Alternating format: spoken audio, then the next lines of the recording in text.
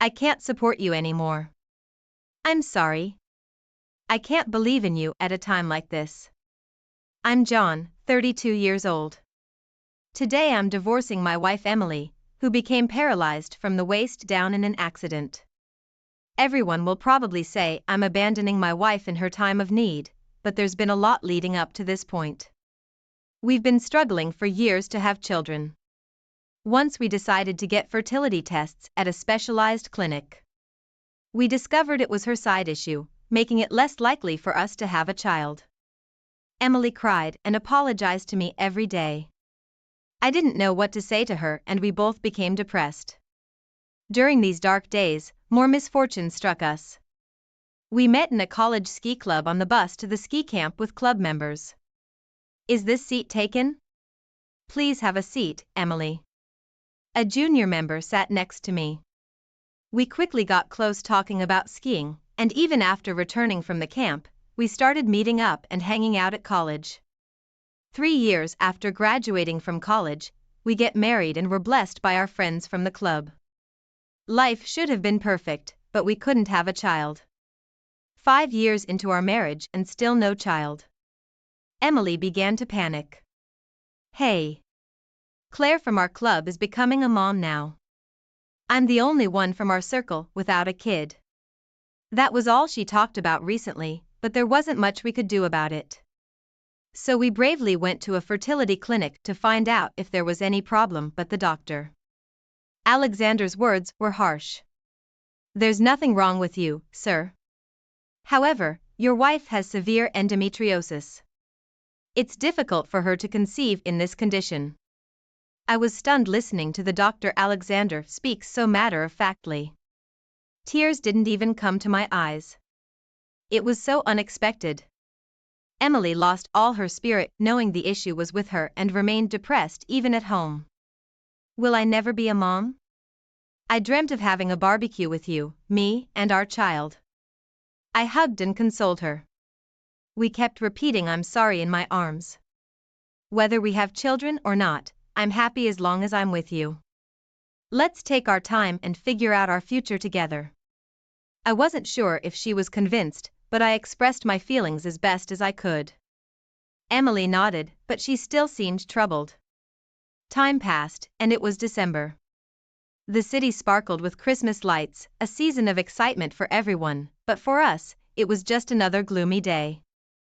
Even after finishing my busy year-end work, coming home to a depressed Emily made me feel suffocated. I wanted children too, but if it wasn't meant to be, I was content building a happy home with just Emily and me. I understand Emily's feelings well enough, but it's tough on me too. Gradually, our relationship started to falter. Changing from it can be helped to enough is enough. Our marriage was deteriorating, but there was nothing we could do about it. Perhaps realizing things couldn't go on like this, Emily decided to go on a trip with her girlfriends for a change of scenery. I readily agreed, telling her to go and refresh herself. I just wanted her to become more positive, but I would later regret not forcibly stopping her as she got involved in a major trouble that would change the course of her life. At that time, I had no way of knowing that Emily would be caught up in such a significant incident that would affect her future. Her destination was Colorado.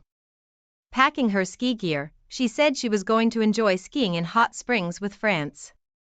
She was looking forward to stopping by Aspen on the way back, a place that held fond memories for us since that's where we had our wedding.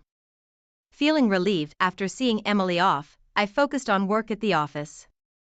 That's when I received a call from an unfamiliar number. Hello, is this John's phone? I apologize for the sudden call. This is the Colorado State Police. I'm calling about your wife, Emily. She was involved in an accident. Her car slipped on the snow. I'll give you the details of the hospital. The officer explained.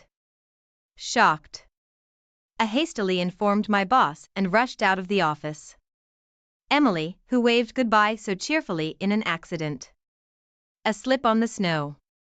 It couldn't be a minor injury if the call wasn't from Emily herself. All I could hope for was her survival as I boarded the train to Aspen. When I stepped off at Aspen Station, the cold wind hit my face like a slab surrounded by a blanket of snow. Completely different from the scenery in New York, I huddled up due to the cold. I caught a taxi waiting at the station's roundabout and rushed to the hospital. Arriving at the hospital in a panic, I was greeted by several nurses and police officers. "John, your wife is currently in the ICU." A nurse said that, leading me to where Emily was. Through the ICU glass I saw Emily, her body connected to numerous tubes, and I immediately realized the gravity of the situation. My anxiety intensifying. The reality in front of me crushed all my hopes that this was a lie. Tears streamed down my face, too overwhelmed to wipe them away. After the nurses finished explaining, 2 police officers started their briefing. "John, can we explain the details of the accident?" Their hesitant manner made me uneasy. "Your wife was with a male passenger, were you aware of that?" I was stunned, hardly believing what I was hearing. "A man?" "Emily." "No, I thought she was with girlfriends, is that not the case?" That was all I could manage to ask Emily. Meeting another man, I was certain she had planned a trip with her girlfriends, but now she was involved in an accident with a lover. Seeing my silence, the officers seemed flustered. "If you weren't aware, it's okay. Thankfully, the male passenger only had minor injuries and has already been discharged. Now all we can do is wait for your wife's condition to stabilize," they said, and left. Left behind. I sat on a bench, my head in my hands. What was going on? What was Emily doing? Why did she lie to me? I must have sat there, dazed for quite some time. Then, from a distance, I faintly heard someone calling. "Is Emily's husband here?" "She's regained consciousness." Hearing the nurse's voice, eager to share the good news, I snapped back to reality. Hurrying to Emily's side, I saw her in pain, trying to tell me something. "John, I'm really sorry." She murmured this to me, barely conscious. "It's okay, don't worry, stay strong, Emily." I encouraged her frantically, forgetting what the police officer had told me. Later, I was called by Dr. Shelton for an explanation. Can my wife recover fully?" I asked apprehensively. Dr. Shelton gave a grim explanation. "Unfortunately, your wife has sustained a severe spinal injury. It's highly likely she'll be paralyzed from the waist down, so she won't be able to live as before. Most likely she'll need a wheelchair given her current condition." I was prepared, but it was still a major injury that involved a risk to life, actually. It was almost a miracle that she survived. I felt utterly devastated as it plunged into darkness.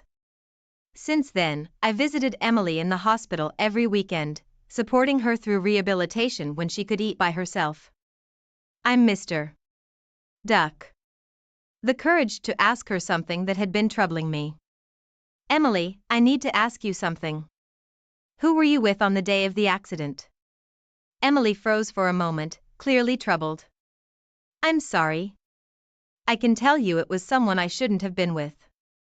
I did something really foolish." Finally, Emily made a statement that seemed like an admission of her affair, and that single sentence became the decisive factor in my decision to divorce. I had planned to support her regardless of her physical challenges if she had been innocent, but if she had betrayed me, I couldn't imagine spending the rest of my life with her. I finally brought up divorce. She was shocked but ultimately agreed. Only her father, my father-in-law, tried to persuade me to reconsider. Despite his repeated pleas, I politely refused and decided to divorce Emily and I, who had once loved each other so deeply and married. Yet when it came to parting, it was all severed abruptly. 3 years have passed since I divorced Emily. It took a long time to recover. Ever since that day, Christmas time with its bright lights and festive mood became a trauma for me. I would sigh looking at the happy couples, trying not to be a nuisance. As I walked by, feeling pitiful and miserable, I was suddenly stopped by a stranger. "Excuse me, are you John?" Suddenly, I was stopped by an unfamiliar man. Turning around, I saw a man I had never met before. This is our first meeting.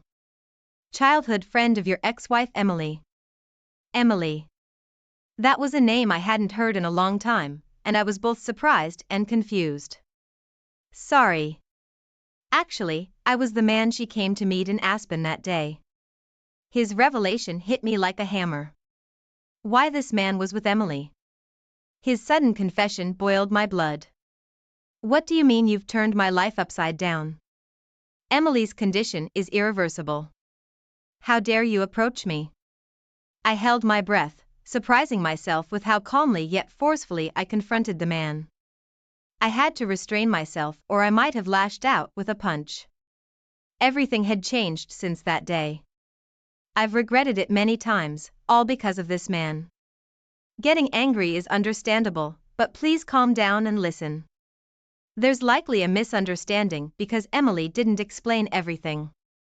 Sensing my mood, the man also cautiously braced himself. First, my name is Nathan. I'm Emily's childhood friend and a practicing DR. In Aspen. The man named Nathan said while handing me his business card and then began to explain the situation. Back then, it turned out that Emily had consulted Nathan about her fertility issues. When Nathan told her about a fertility specialist in Aspen, Emily had asked him to refer her and he wrote her referral letter. Emily thought I would oppose the treatment because I had been hesitant about fertility treatment. Nathan explained she lied about the trip to secretly visit the doctor Nathan referred her to. Today I came to the city for a conference and by chance I saw you. I recognized you immediately, having seen your wedding photo with Emily. I've always been sworn to secrecy by Emily, but I'm glad I decided to tell you. I would have regretted it for the rest of my life if I hadn't spoken to you today, Nathan repeatedly pleading with me to meet Emily. You should hear the circumstances from her and resolve this misunderstanding. Heirs. I was overwhelmed by the sudden revelation, but eventually nodded deeply, agreeing to visit Emily's family home. The weekend after hearing Nathan's story, I took a train and finally arrived at Emily's family home. Standing at the front door, unsure of what to do, I hesitated for a while, but I really wanted to hear the explanation from Emily herself. Gathering my courage, I rang the doorbell. The leisurely chime sounded indifferent to my feelings and after a while the door opened. Who is it? For a moment I was confused as I heard a voice, but saw no one until I lowered my gaze significantly and saw Emily in a wheelchair. John, it's been a while, sorry for coming unannounced. I was relieved to see Emily looking well. Emily was beyond surprised by my visit, frozen in place after getting used to moving her wheelchair. She led me to the living room. I met Nathan by chance, who happens to be your childhood friend, and he told me everything. Is it true that you went to Aspen that day for fertility treatment? I asked. Emily bit her lip and nodded. Why didn't you consult me beforehand? As I tried to understand the situation, tears began to overflow from Emily's eyes. You said it was okay for us to live together, just the two of us, but I still wanted to have our child. I couldn't give up on that, but after my reckless actions led to my condition, I couldn't ask you to take care of me. Not only can I not have children, but now I require lifelong care. I thought it was better for us to part ways, believing you would surely be happier that way. As if the switch had been flipped, she began to speak. It seemed like she was trying to release all the feelings she had been holding back along with her tears. She hadn't kept it a secret out of malice. If it weren't for the accident, she would have just visited the doctor introduced by her childhood friend. She probably felt unable to bring it up. She didn't deny the infidelity suspicion, accepting it instead. That was her way of showing her love, considering her now disabled condition. I was lost for words, looking up to see Emily's father standing behind her. I'm so sorry for what we put you through, John. I knew about it too, but as a parent it was unbearable to see my daughter face a lonely future. With her disability, please forgive us. He said, facing them. I straightened up. I'm also responsible. Emily was suffering and I was insensitive to say that it was okay not to have children. We should have explored more possibilities that we both could agree on. I admitted, reaching out. I held Emily's hands resting on her lap. I'm so sorry for leaving you alone, Emily. I apologized for my heart kneeling in front of Emily in her wheelchair, holding her hands. I was like a knight seeking forgiveness from his princess. Now I understand what you were saying. Even with a body that can bear children, I should have thought of ways to make you happy. As your wife, I should have genuinely appreciated that you stayed by my side and changed. Emily also opened up to me about her honest feelings. Now, finally, we were both able to express our reflections and regrets. And so we were able to correct the years-long mistake of mismatched bones. Several years later we remarried.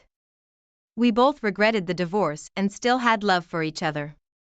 It's not easy, but I want to try again. Ira proposed to Emily, pledging my love to her. Emily was happy but remained puzzled until the end by her need for care. I faced each of her fears one by one, discussing solutions together. We renovated our home for accessibility, and when I'm not around we rely on a caretaker. Even if we can have children, we wanted to live together. With that shared desire, we finally took the step forward. I am determined not to leave Emily's feelings behind again, but to firmly. It was a typical Thursday evening in our suburban home, the kind where the setting sun bathes the living room in a warm, golden hue. Our baby, Lily, was gurgling happily in her crib, unaware of the complexities of adult life. My wife, Emma, hummed a tune while preparing dinner, her silhouette dancing against the kitchen walls. Life, at that moment, felt almost perfect, mundane in its happiness. That's the thing about peace, though, it's often a prelude to a storm you never see coming. I lounged on the couch, scrolling aimlessly through Instagram, a mindless escape after a long day at work. That's when I saw him, or at least, someone who looked alarmingly like him. Alex. The name alone triggered a cascade of memories, most of which I had neatly filed away in the back of my mind. But there he was, in a photo, smiling with that same infuriating charm. Alex wasn't just any acquaintance. He was a specter from our past, a ghost that haunted the corners of my marriage. Emma had confessed early in our relationship about her history with him. They were close, uncomfortably close, in college, involved in everything but what she assured me was the final act. But that wasn't the part that bothered me the most. It was the timing. This photo, this digital ghost, was from the week I had to fly to the East Coast for a family emergency. The week I was away, wondering if Emma was okay, she was with Alex. I confronted her that evening, trying to keep my voice level, but there's only so much calm one can muster in situations like these. Emma, did you meet Alex while I was away? Her reaction was a cocktail of surprise and guilt. Yes, but it was nothing, just a friendly catch-up, she said, her voice a little too quick, her eyes a little too evasive. That night, sleep didn't come easy. My mind replayed Emma's words, her expressions, looking for signs I might have missed.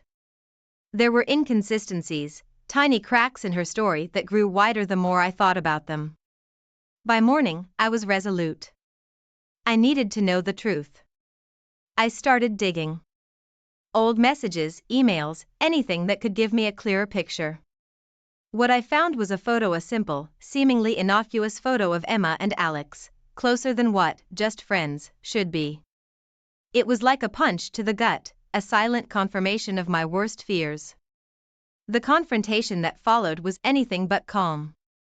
Accusations flew, tempers flared, and in the end, we were both left drained, standing amidst the wreckage of what was supposed to be a normal day. We made up, as couples do, but the seed of doubt had taken root in my mind. I couldn't let it go.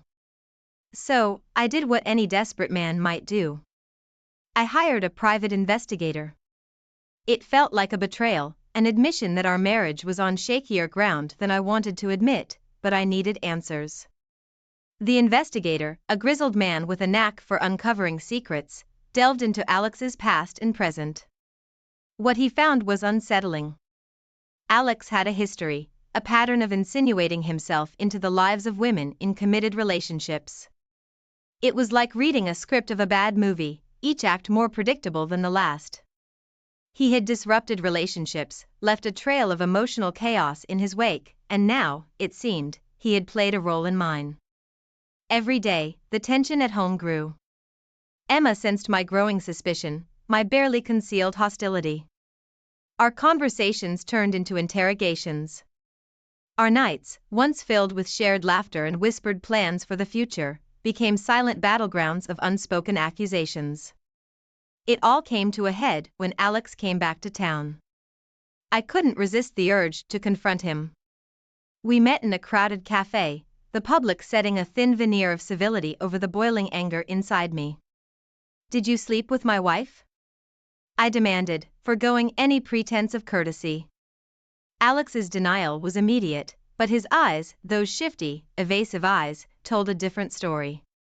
He hinted at something happening that night, a suggestion wrapped in a smirk that made my blood boil. But he offered no confession, no solid evidence of the betrayal I was so convinced had occurred. Returning home, I found Emma distant, her patience with my obsession wearing thin. "It's either me or your baseless accusations," she warned, her voice trembling with a mix of anger and hurt. I was torn, caught in a web of my own making. The once happy home we had built together was now a house of cards, trembling at the slightest breath of doubt. That night, lying awake, I realized the gravity of my actions. My quest for the truth, however justified I felt it to be, had started to erode the very foundation of our marriage. The love and trust we had cultivated over years were being overshadowed by a ghost from the past, a specter of doubt that refused to be laid to rest. But I couldn't stop, not yet. There was one last piece of the puzzle that needed to be placed, one final truth that needed to be uncovered, whatever the cost. Ever since the day I saw that photo of Emma and Alex, my world had started to crumble, brick by brick. Suspicion is like a virus. Once it finds a host, it grows, festering, until it consumes everything in its path. I became that host, and my home became a breeding ground for doubts and cold silences. Emma felt the change, she tried to maintain normalcy, perhaps believing this storm in my head would pass. But how do you ignore the elephant in the room? How do you pretend that your husband doesn't look at you with eyes clouded by suspicion? The tension between us was palpable, a thick fog that refused to lift. I found myself analyzing her every move, dissecting her every word.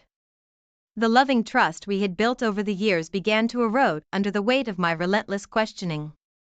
Then Alex came back to town. It was like a sign, a cruel joke fate was playing on me. I couldn't let the opportunity pass. I had to confront him, to face the man who was haunting my marriage, my dreams. We met at a local cafe, a place buzzing with life, oblivious to the drama about to unfold. I saw him there, nonchalant, sipping his coffee. I walked up to him, my heart pounding in my chest. "Did anything happen between you and Emma?" I demanded, my voice steady but my insides churning.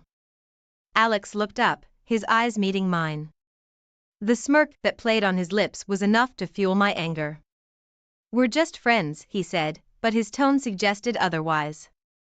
It was a denial laced with hints, insinuations that left me more confused, more enraged. Returning home, I was met with Emma's growing frustration. "Your obsession with Alex is tearing us apart," she cried.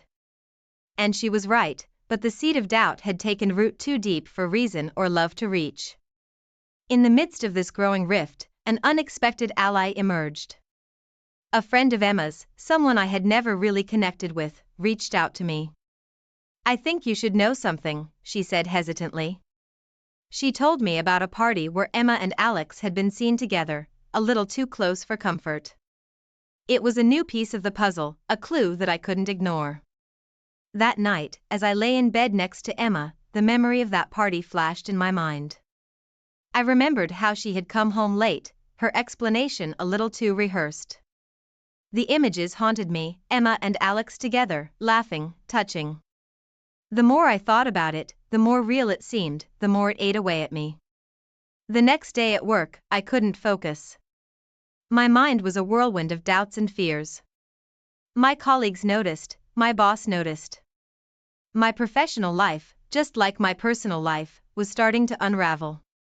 It's funny how one moment, one simple act of curiosity, can lead you down a path from which there's no return. I had opened Pandora's box, and now I was paying the price. Ever since suspicions about Emma clouded my mind, life had become a relentless pursuit for the elusive truth. My days were consumed by a singular obsession: to find out what really happened between her and Alex. This quest was not just about uncovering a possible betrayal, it was about salvaging what little peace I could muster in this storm of doubt. My family started to notice the change. They saw the dark circles under my eyes, the constant distractions, the way I jumped at every beep of Emma's phone. They decided to intervene. It was a Sunday afternoon when they all showed up at our door, unannounced, concerned, and determined to get to the bottom of things.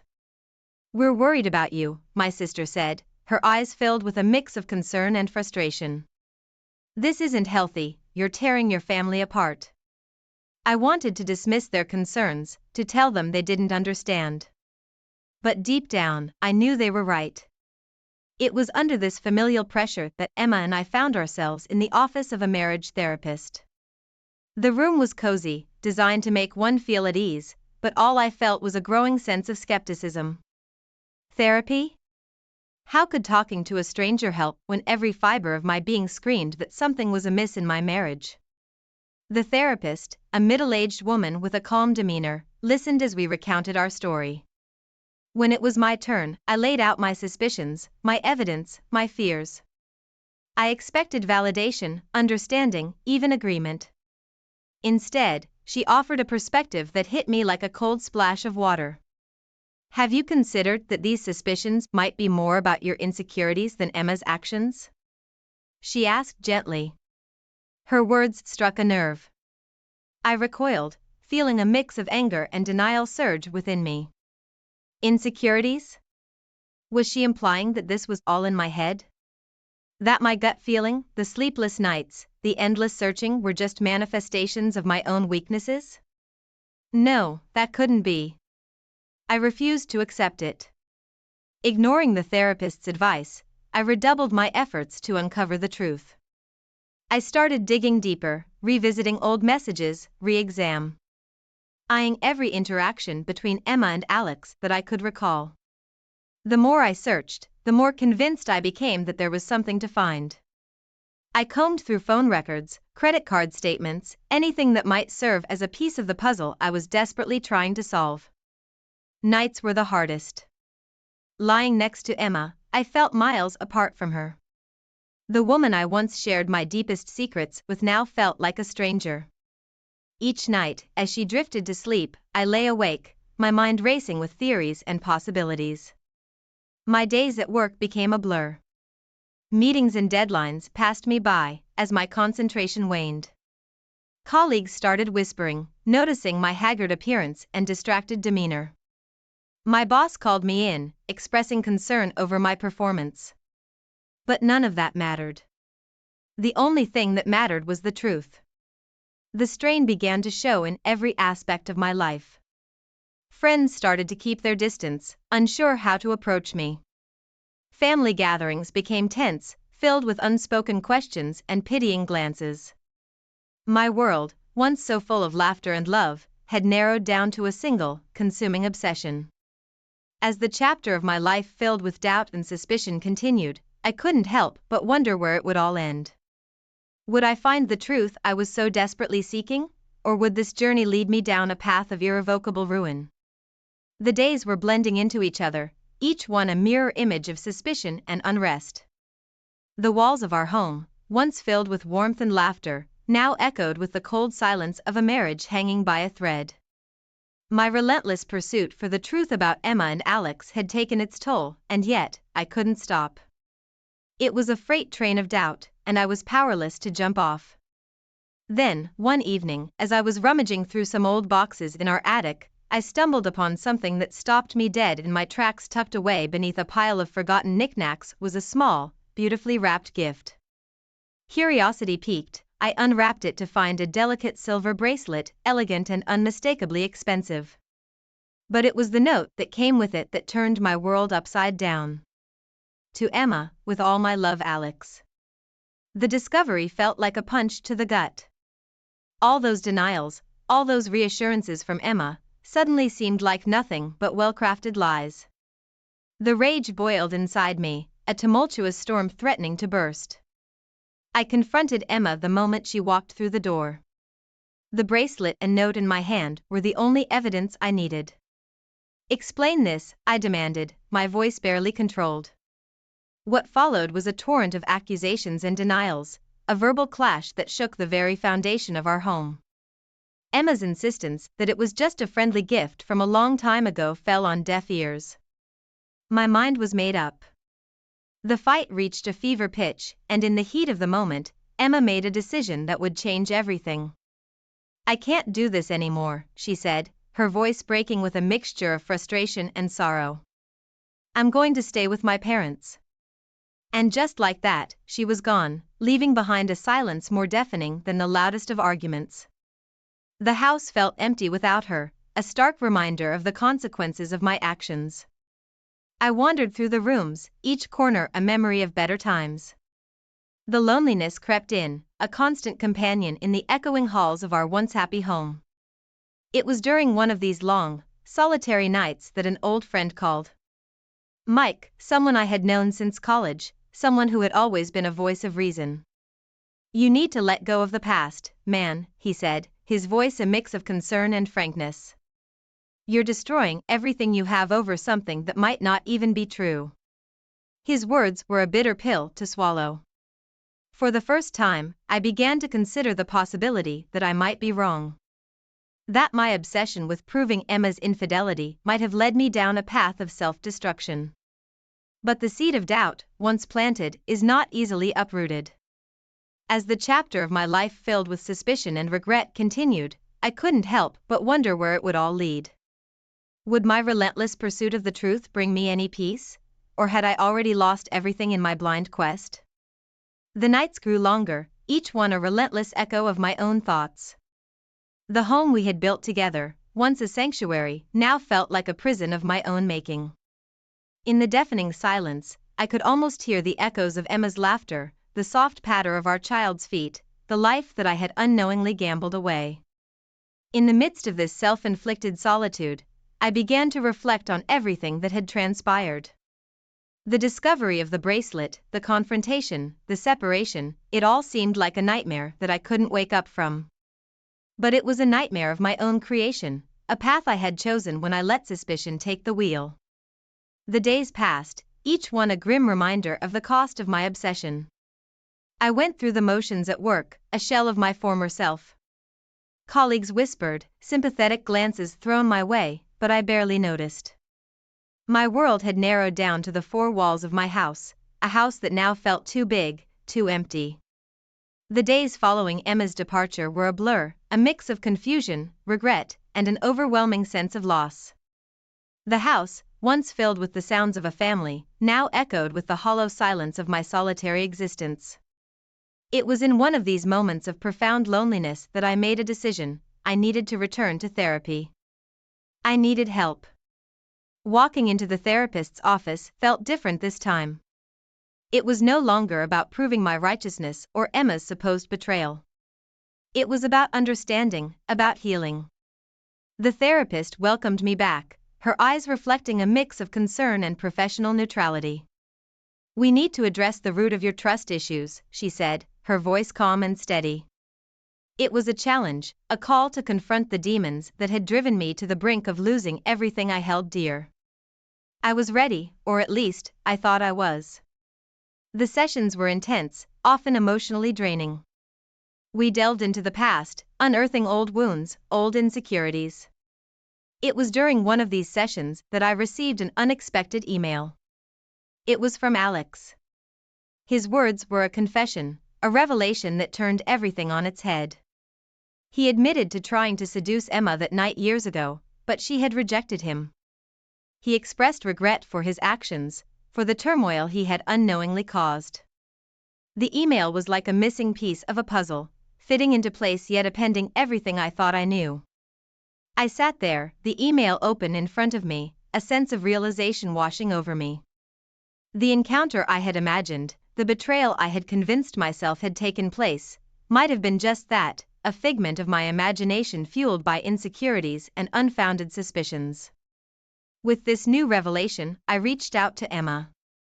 It was a tentative step, a phone call made with a heart full of hope and a mind clouded with doubt.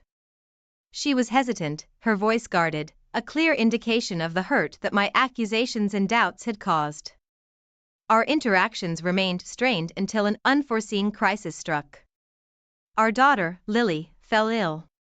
It was a terrifying moment, one that pushed aside our differences and brought us together in a shared concern.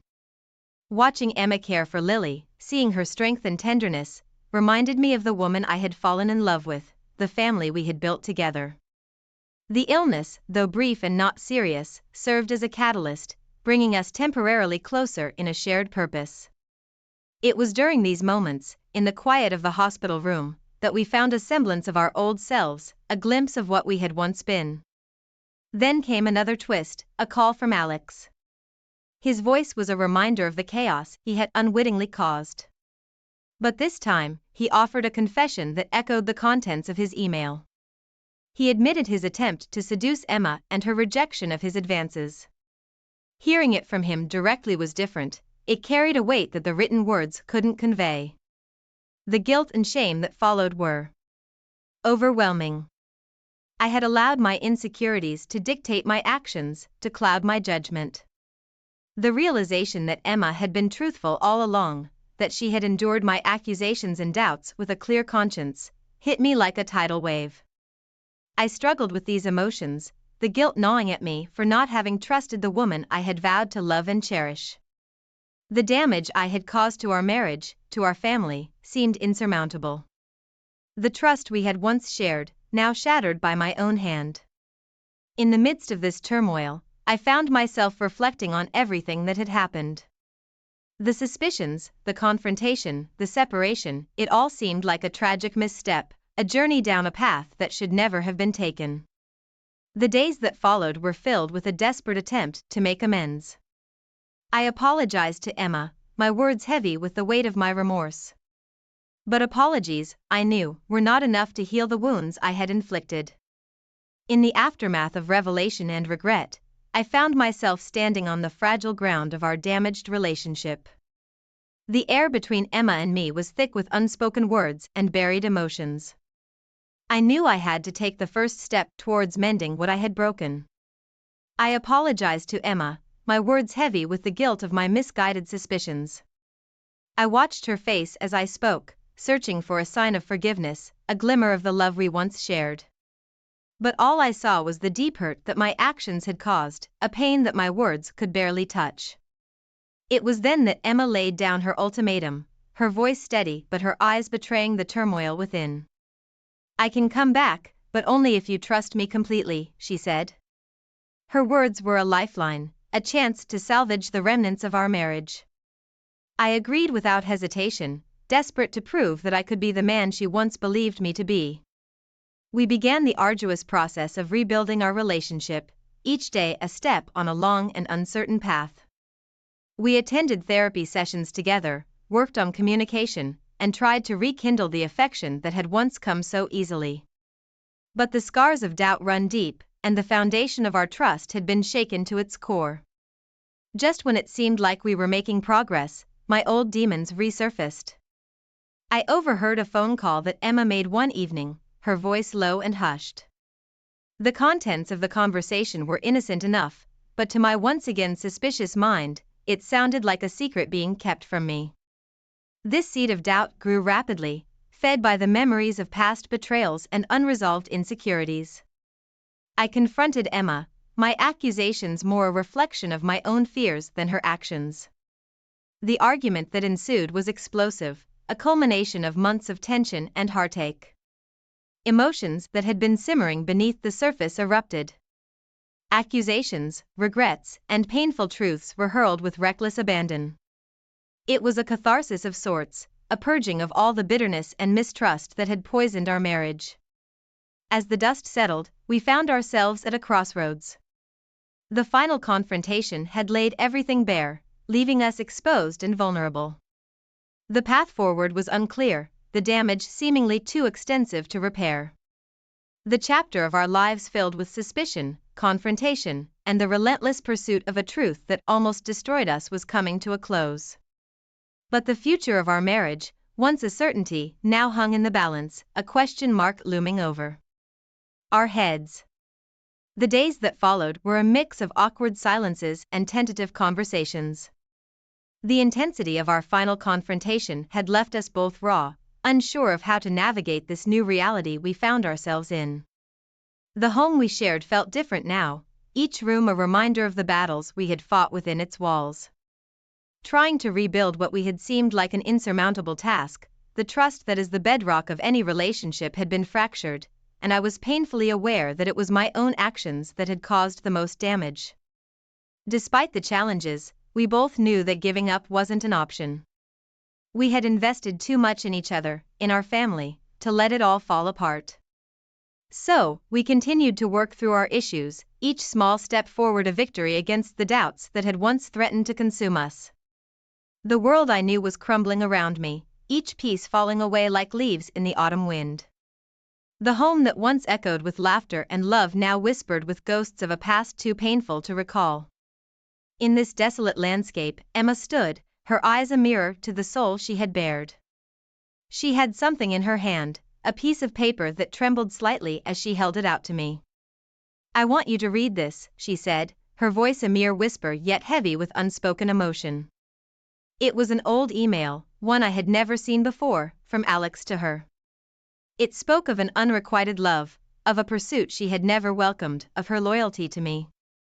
The words hit me like a tidal wave, washing away the last vestiges of my doubt but leaving behind a stark, painful truth. Emma had been innocent all along. The revelation shattered the last remnants of the trust we had clung to. The realization that my obsession, my relentless pursuit of a falsehood, had led us to this point was a bitter pill to swallow. The foundation of our marriage, once solid and unyielding, now lay in ruins at my feet. In the wake of this discovery, Emma made a decision that would forever change the course of our lives. She decided to leave, to take our child and start anew, away from the wreckage of our once happy life. Watching her pack, each item a memory, a shared moment, was like watching the final chapter of our life together being written in real time. The door closed with a soft click, a sound that reverberated through the empty halls of our home. I stood there, a solitary figure amidst the chaos of my own making. The loss was overwhelming, a physical pain that gripped my heart and refused to let go. In the silence that followed, I was left to reflect on the destruction my actions had wrought. My once beautiful family, now a casualty of my unfounded suspicions and unrelenting paranoia.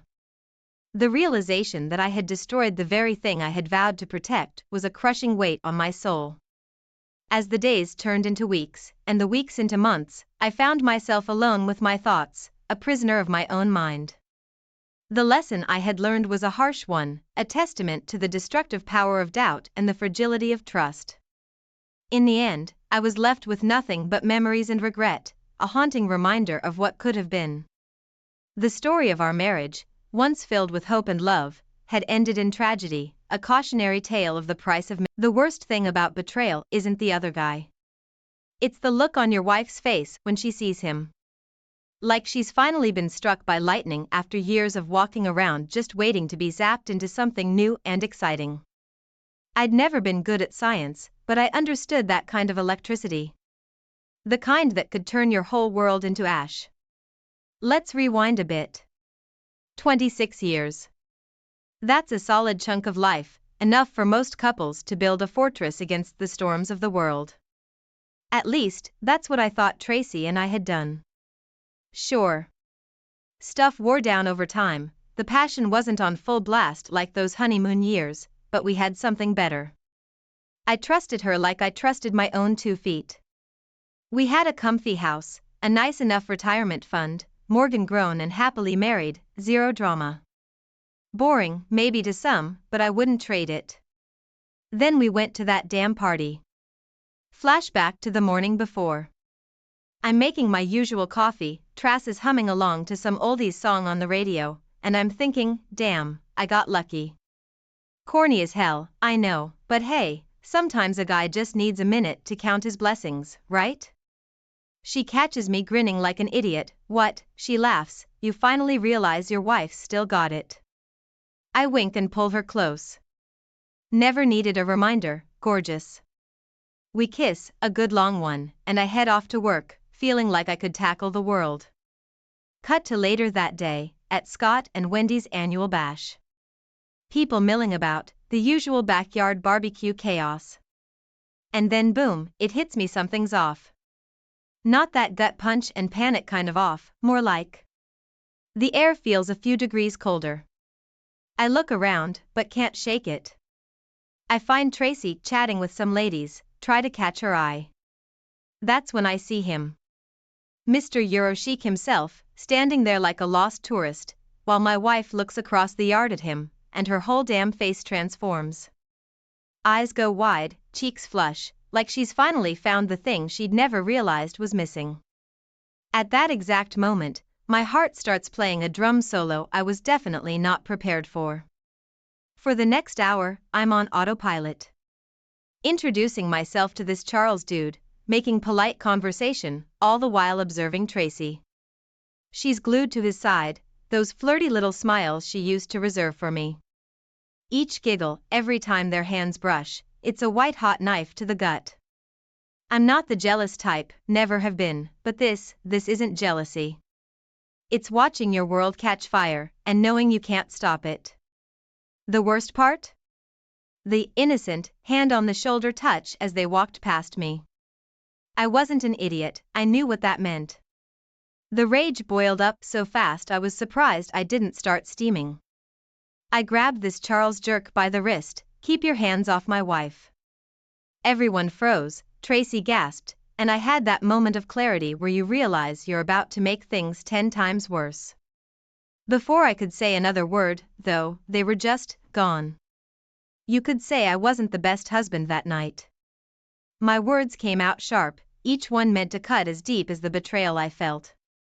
Tracy, for her part, didn't bother defending herself. She'd been caught red-handed, and some small part of her seemed ashamed. Yet, even with the guilt swirling in her eyes, there was a hardness too. A flicker of defiance that made my stomach drop. But I'll back up, rewind to the disappearing act. It was like a bad magic trick. 1 second they're there, the next, poof. I scanned the backyard, the house, even the damn street, but nothing. Part of me, some pathetic, hopeful sliver, kept thinking, she'll be back, she's got to explain, it was the drinks, the excitement. Pathetic, really. Home alone was a fresh kind of torture. Usually, I'd unwind with a game on TV, a beer, maybe Tracy, and I would talk about our days. That night, the silence was deafening. I paced around the house like a caged animal. Every time the phone rang, my heart slammed against my ribs, then deflated when it was just another telemarketer. Finally, I dialed her number myself. Voicemail. Over and over, that damn automated voice, soulless and mocking.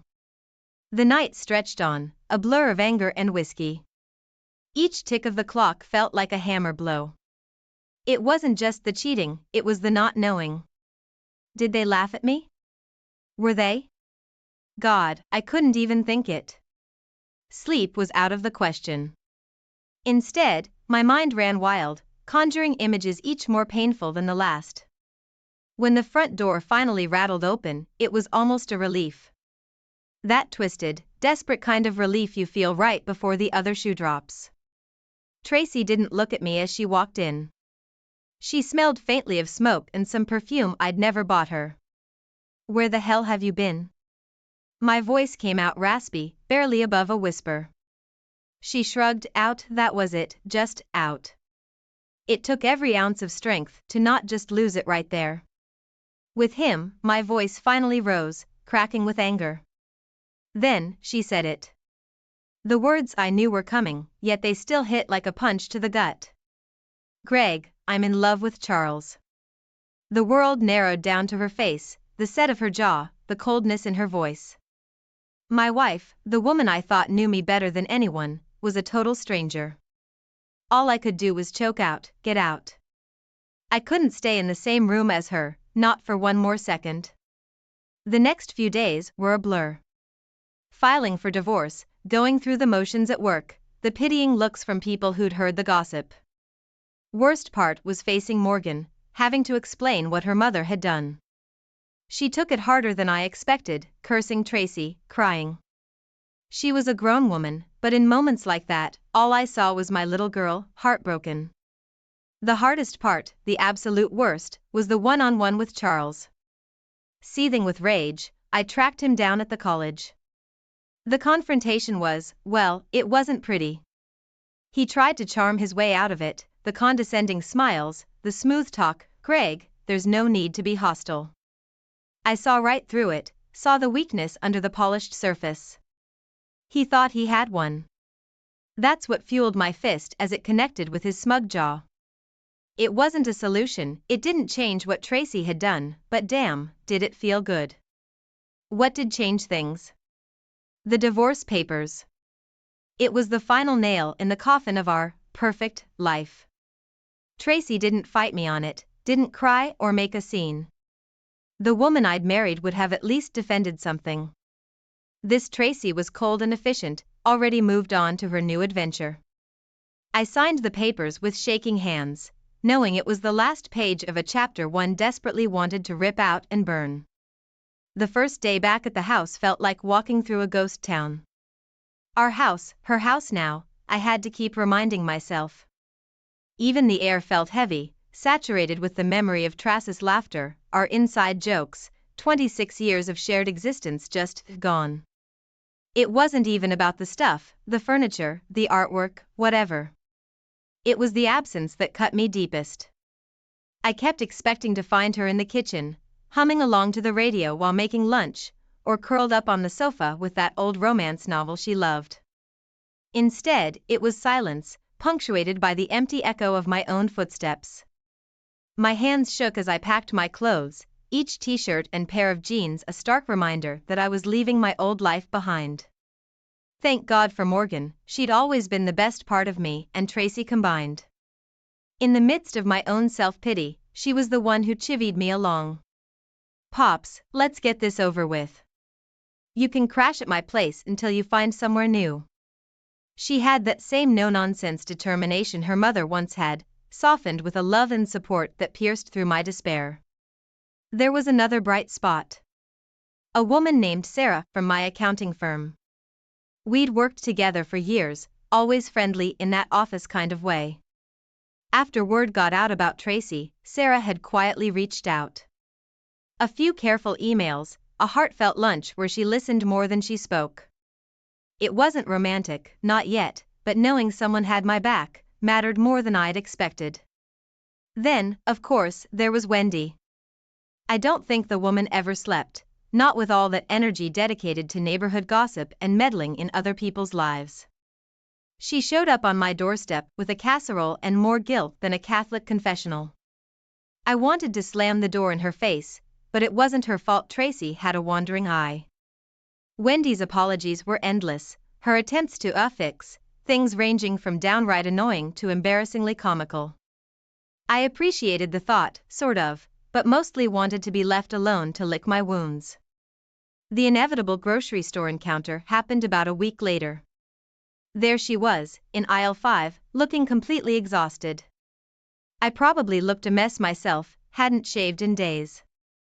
Her eyes widened when she saw me, that mix of guilt and defiance flashing across her face. I almost turned and walked away, but some part of me wanted her to squirm, even just a little. "Tracy," I said, not unkindly, just flat. "Greg," she managed a tight smile, "so, how are you?" The end of the question hung in the air, the awkwardness so thick you could cut it with a butter knife. I wanted to scream at her, to ask how she could do this. I settled for, "Fine." "And you?" The words tasted like sawdust in my mouth. Before she could answer, a voice interrupted, "Mommy." My heart plummeted. Out of nowhere, a toddler came running around the corner, barreling straight for Tracy. He was all blonde hair and dimpled knees, and in that moment, it was like staring into a cruel mirror image. That easily could have been my grandson, if things had turned out differently. Tracy looked near panic. Charles Jr., honey, mommy's just. Her explanation floundered, drowned out by shock. My mind was a tangled mess. Of course, Charles had a kid. Wait, they'd named him after himself? What kind of egotistical jackass does that? And Tracy, seeing her cradling that child. It triggered something raw and primal, a fury that simmered dangerously close to the surface. Greg, she tried again, but I cut her off. Nice kid, I managed to grit out the words, then turned and walked away. It took everything in me not to look back, but the image of Tracy, with that child in her arms, was seared into my brain. A brutal reminder of everything I'd lost, and the family I might have had. The annual 4th of July party was the last thing I needed. But it was tradition, everyone in the neighborhood would be there, and hiding out under a rock seemed cowardly, even to me. Besides, a few beers, the distraction of loud music and friendly chatter. Maybe it'd numb the ache that had settled deep in my bones. Honestly, I wasn't doing half bad for the first hour or so. The volleyball tournament always hyped me up, a throwback to those high school glory days. Our team was on a roll, spiking, blocking, laughing. The crowd cheered. Wendy even brought me another beer. I hadn't felt that sense of pure, uncomplicated joy in a long time. Then, like a switch had been flipped, it all went to hell. I spotted her across the yard, sitting alone, nursing a drink, her shoulders slumped. It wasn't the Tracy I knew, sure, the body was the same, those long legs that had first caught my eye all those years ago. But the vibrant, teasing spark was gone from her eyes. They held a weariness, a sadness I'd never seen before. A part of me, a stupid, weak part, wanted to cross the lawn, sit beside her, offer. What? Comfort? Reassurance? The thought was absurd, yet, something in me wouldn't let her sit there forlorn, drowning in a crowd of people who didn't see the real her. Or maybe, didn't even care. Just then, he appeared. Charles, sauntering across the lawn like he owned the damn place, a cocky smirk on his face. He draped a possessive arm over Trace's shoulders, leaned down to whisper something in her ear. I didn't know if it was anger or pity I felt more strongly. It was a toxic cocktail either way. My attention was ripped away by a commotion on the other side of the yard. It was Marilyn Jansen, the pretty, always smiling wife of my volleyball teammate, Troy. But her smile wasn't in evidence. Instead, she was staring daggers at Charles, her face flushed with fury.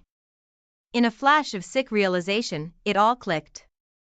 Charles wasn't just comforting a sad Tracy, he was hitting on another woman, right in front of her. It was a sick echo of what he'd done to me. I was rooted to the spot, a spectator in a twisted morality play that was about to explode. Troy must have sensed the tension because he was suddenly striding across the lawn, purpose in every step. Marilyn was hot on his heels, spilling out her accusations and tears. Charles tried to smooth talk his way out of it, but Troy wasn't having it. The next part happened in a blur. A shove, a shout, and then the sickening crack of bone. Charles crumpled to the ground, clutching his arm. Chaos ensued, shrieks, people jumping back, that frantic energy a crowd gets when the veneer of politeness cracks and raw human ugliness is on display. I watched it unfold, strangely detached, a part of me feeling a twisted satisfaction seeing the bastard get his comeuppance. And through it all, there was Tracy, her face a mask of shock, then something like disgust as she watched Charles try and plead his innocence. The police arrived, paramedics swarmed over the injured Frenchman, and the party screeched to a halt. Later, in the uneasy aftermath, it was Tracy who approached me.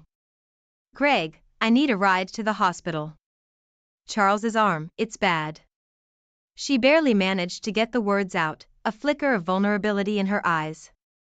Everything in me screamed to walk away, leave her to her mess. But some deep-rooted sense of, not decency, that was gone, but a twisted kind of loyalty made me nod.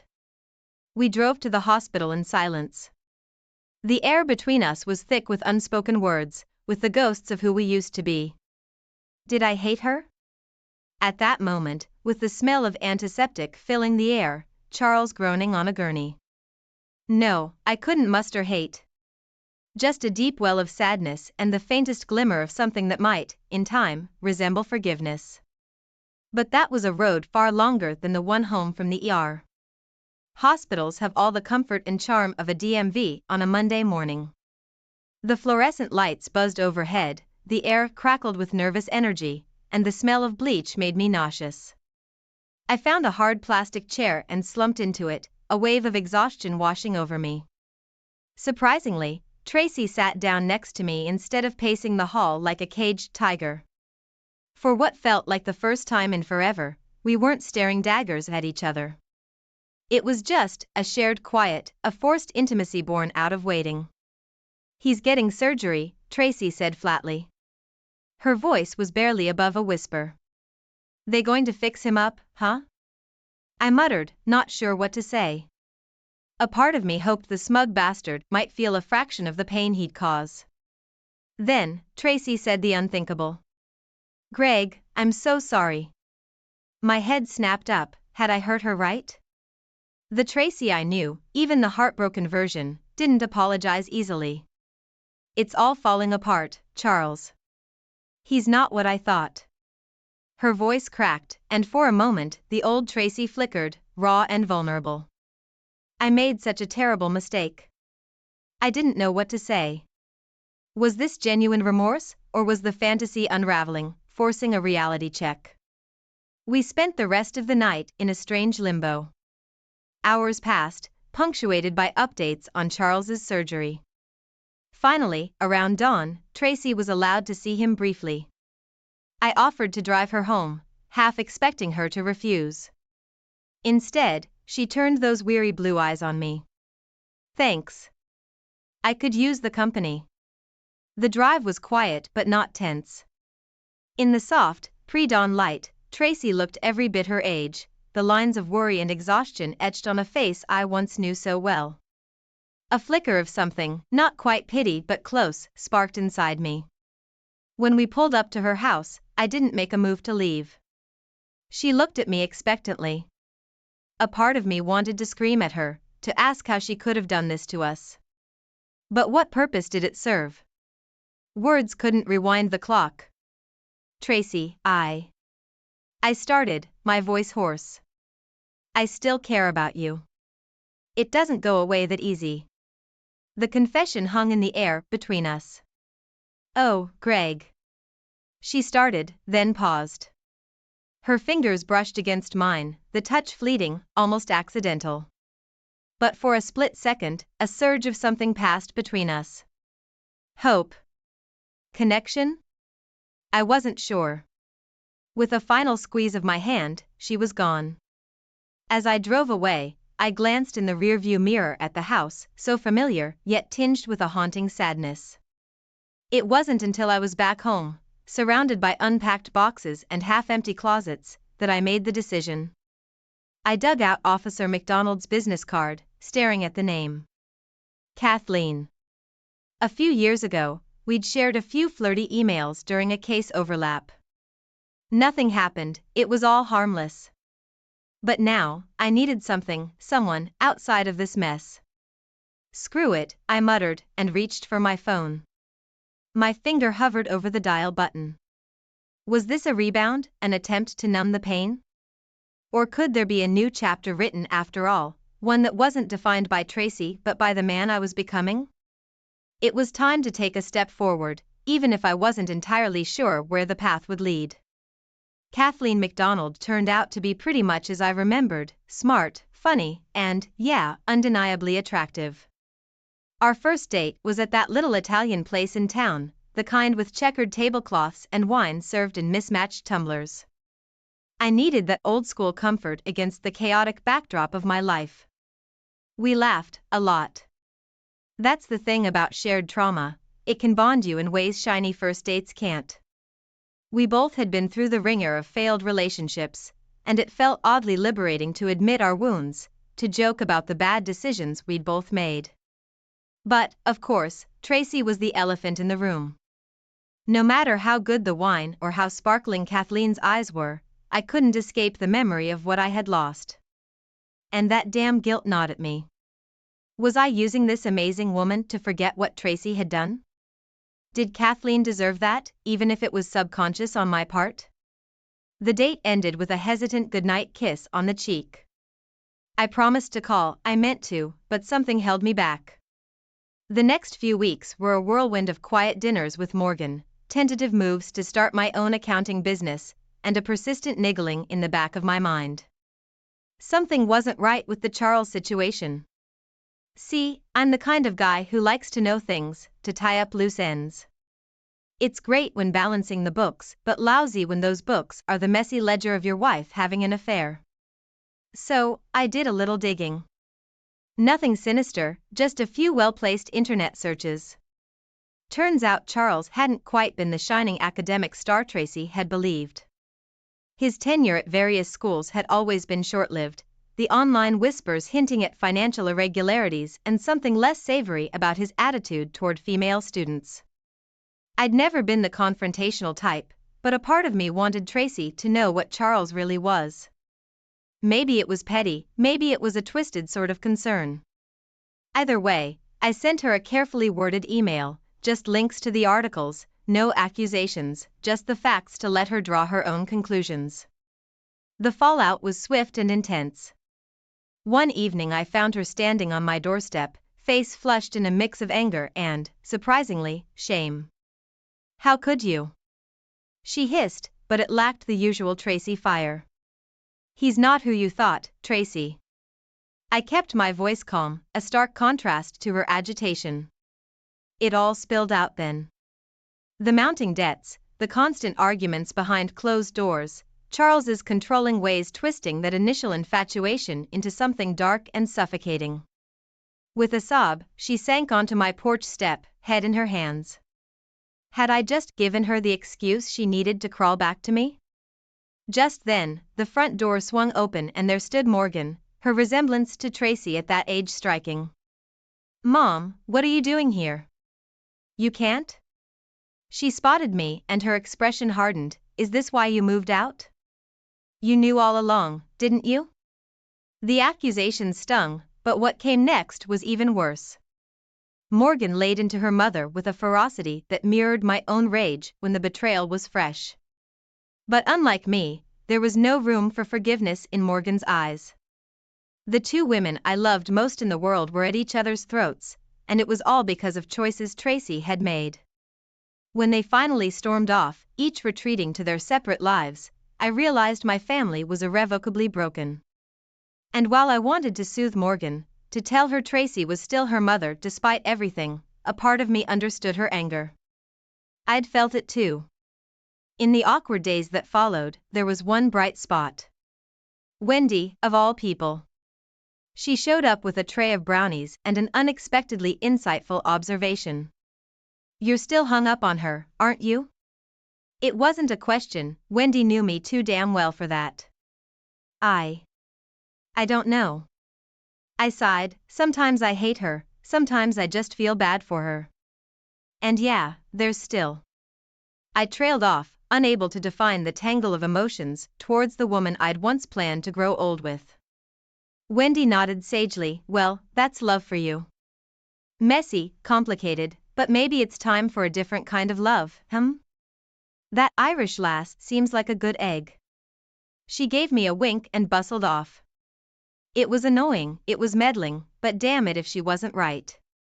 You know those picture-perfect autumn Sundays they put on calendars? Crisp air, leaves crunching underfoot, kids laughing as they chase squirrels in the park? That's where fate decided to deal me another twist in the whole Tracy saga. I'd taken a long walk, hoping to clear my head. The Kathleen thing was promising, but I was still carrying way too much emotional baggage for a light-hearted romance. I found myself aimlessly circling the park, watching kids squeal with delight on the swings when I spotted a familiar blonde ponytail and heard a child's infectious giggle. Tracy and little Charles Jr. She was kneeling next to him, wiping ice cream from his chin, her expression softer than I'd seen in ages. I wanted to turn and vanish into the trees, but it was too late. Her eyes found mine, widening in surprise. "Greg," she started, then looked flustered. "Charles Jr. This is Mr. Gregerson. We were neighbors." Was that a flicker of guilt on her face, or just the awkwardness of an unexpected encounter? The kid grinned, chocolate smeared around his mouth. "Hi, Mr. Gregerson." He waved a sticky hand at me. I found myself smiling back, despite everything. "Hey there, buddy, you got yourself some ice cream." Before I could overthink it, I was squatting down next to him, showing him a goofy trick, making a coin disappear. His giggle was like music. I almost forgot who his mother was, the weight of the last year momentarily lifted. When they left a while later, Tracy hesitated. "Look, thanks. For being nice to him." "Sure." I managed, thrown off balance by this flash of normalcy. The next few days were a blur of confusion. What the hell was I supposed to with those few stolen moments of easy warmth? And then, the inevitable happened. Tracy called. I steeled myself, half expecting an apology, recriminations, I wasn't sure. Instead, her voice was strained. "Greg, I don't know who else to turn to. Would you come over?" Her words tumbled out in a rush, with a hint of desperation. I almost said no, should have said no, but damn it, I'd spent half my life looking after her, and that instinct was tough to break, no matter how much she'd hurt me. The second I stepped into that house, I knew something was very wrong. It wasn't the mess, the place was always a disaster zone since Charles moved in. It was the tension, thick as smog, hanging in the air. Tracy looked gaunt, a tremor ran through her hand as she clutched a glass of wine. Charles was worse. Gaunt was the polished charm he displayed in public. He lounged on the couch, a sneer plastered across his face as he watched some dumb sports game. Every time he looked at Tracy, there was a coldness in his eyes that made my skin crawl. His words dripped with condescension, thinly veiled insults masked as jokes. It went on like this for the whole agonizing meal. Finally, I couldn't take it anymore. "That's some mighty fine cooking, Tracy." I said it louder than necessary, aiming a glare at Charles. Tracy gave a grateful half smile, the old spark briefly reigniting. He scoffed, "It's edible, could use more salt," his tone was casual cruelty. That did it, suddenly, I wasn't just Tracy's betrayed ex, I was a guy who hated seeing a woman bullied, especially one I used to care about. Before I thought it through, I was on my feet. "Listen, you arrogant prick." I started, but then the phone rang. The call was short, just a few hushed words from Tracy. When she hung up, her face was ashen. "Charles Jr., it's the daycare, there's been an accident. We need to go." In a daze, we all piled into the car. On the drive, I tried to offer comfort. When we arrived, everything fell away except raw fear. Charles Jr. was scraped up, a bad fall at the playground was luckily more painful than serious. Seeing them together, Tracy trembling as she clutched her child, Charles hovering with forced concern, I realized something fundamental had shifted. We were back at the hospital a few hours later. Charles had vanished, important business, he'd muttered. As we waited for the doctor, Tracy turned to me with tears brimming in her eyes. "Greg, he's going to leave me," he said. He said if it wasn't for the kid, she didn't need to finish the sentence. In the hours that followed, it was like falling into a well-worn rhythm. We comforted a scared little boy, navigated medical red tape. It was the kind of crisis that used to bind Tracy and me together.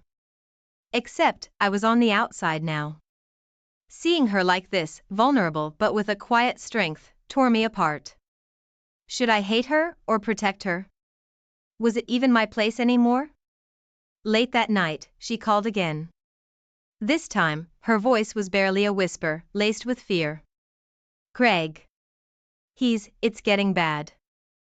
Please, can you come? I didn't even hesitate. I got to Trace's place in record time, heart pounding, adrenaline coursing through my veins. Part of me knew rushing back into that tangled mess was a bad idea. But when a woman, any woman, let alone Tracy, sounds terrified on the phone, a man reacts. The front door was ajar.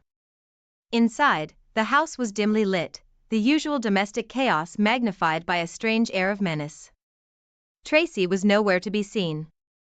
Charles, I called tentatively, I regretted it as soon as the words were out. He emerged from the kitchen, whiskey glass in hand, a scowl replacing his usual smug smirk.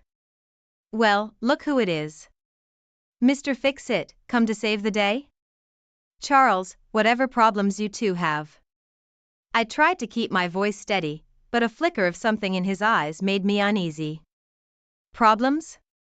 You have no idea, Greg. His voice slurred slightly, the woman's a leech, draining the life out of me. Should have listened to my friends, warned me about American gold diggers. His words were poison arrows, and I had a sinking feeling they hit their mark. That old rage boiled up, fueled by the fear for Tracy. Before I could think, I lunged forward, knocking the glass from his hand. He stumbled back, surprise giving way to fury. You son of a... That's when the doorbell rang. An odd interruption to a brewing fight, but somehow jarring enough to give us both pause.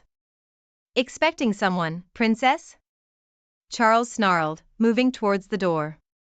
He yanked it open, and surprise flickered across his face. Instead of some scared delivery guy, there stood Troy, Marilyn's husband.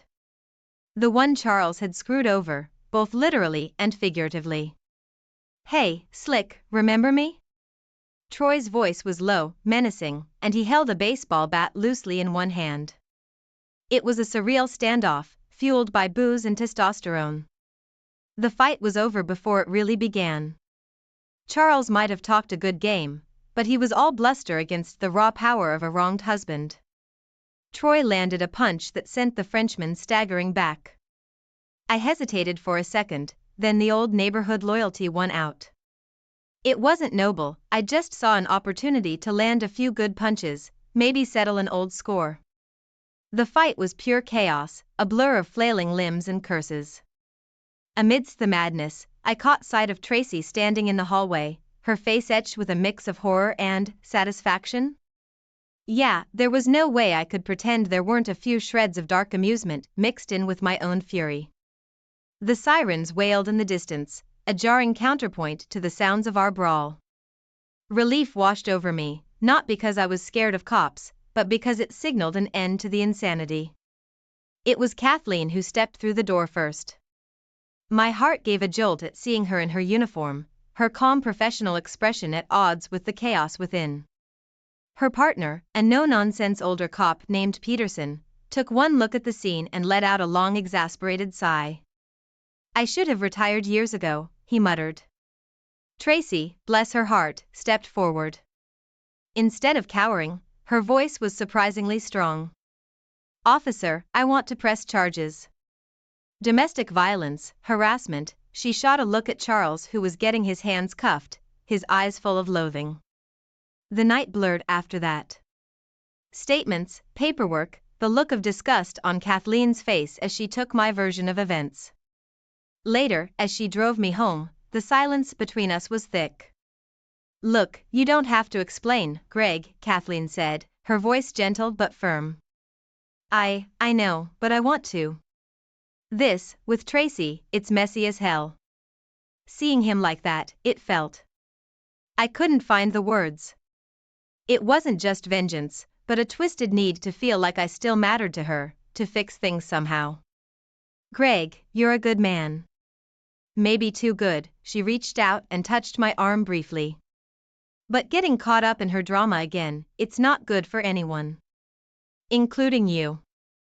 As usual, Kathleen was right. The aftermath of Charles's arrest was, well, as expected. Lurid headlines, the whispers around town. Tracy, once the picture of suburban respectability, was now front-page news. We got dragged into endless legal wrangling, depositions, calls from reporters. At some point, I lost count of the number of times Kathleen and I ended up in the same room, discussing the case, trying to make sense of it all. There was an unspoken camaraderie, a shared exhaustion, and the glimmer of something more. pen_spark. Tracy, I don't know, it got complicated. She never asked for forgiveness, never tried to paint herself as a victim. One afternoon, she showed up at my door, looking worn and small. Just handed me an envelope and left without a word. Inside, it was a handwritten note and a final stack of divorce papers. No drama, no excuses, just an unceremonious ending to what had once been my whole world. Maybe it was what we both needed, a clean break, even if it was years